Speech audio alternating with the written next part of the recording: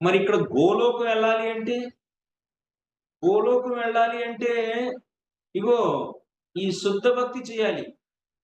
అంటే పూర్తిగా భగవంతుడికి శరణాగతుడయ్యి, నేను భగవంతుడి సేవకుడిని అనే భావనతో అంటే శరీరం నుంచి వచ్చినటువంటి ఏవైతే ధర్మాలున్నాయో అన్నిటిని మానసికంగా వదిలేసి, గుర్తుపెట్టుకోండి మానసికంగా వదిలేసి, భౌతికంగా వదలకపోయినా మానసికంగా వాటిపైన శ్రద్ధని వదిలేసి, నమ్మకాన్ని వదిలేసి, అంటే కర్మ నన్ను పోషిస్తుంది అనేటువంటి భావనలన్నీ వదిలేసి, లేపోతే జ్ఞానం నన్ను రక్షిస్తుంది అనేటువంటి భావనలన్నీ వదిలేసి, జ్ఞానం అంటే బ్రహ్మజ్ఞానం.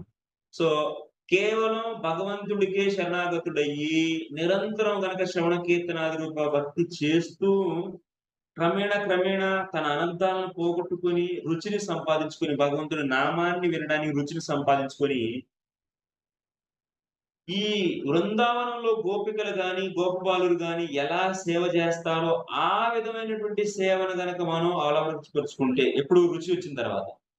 రుచి వచ్చిన తర్వాత, ఆ విధంగా గనక మనం గూడా సేవ చేస్తే, ఆ గోపికలు ఎలా సేవ జేస్తున్నారో భగవంతుడికి అంటే నిత్యం ఉదయం లేచిన కాడ్నుంచి రాత్రి పడుకునేంత వరకు వాళ్ళ యొక్క దినచర్య ఏ విధంగా ఉందో, ఆ దినచర్యను మనం ఫాలో అవుతూ, ఆ విధంగా భగవంతుడికి భక్తి చేస్తే అప్పుడు అక్కడికెళ్తాం. గోలోకం. అదే గోలోక ప్రేమ అనేది దొరుకుతుంది. మరి నువ్వు ఈ నారాయణుడే ఈ సూర్యుడు అని జెప్పి సూర్యుడిని ఉపాసిస్తూ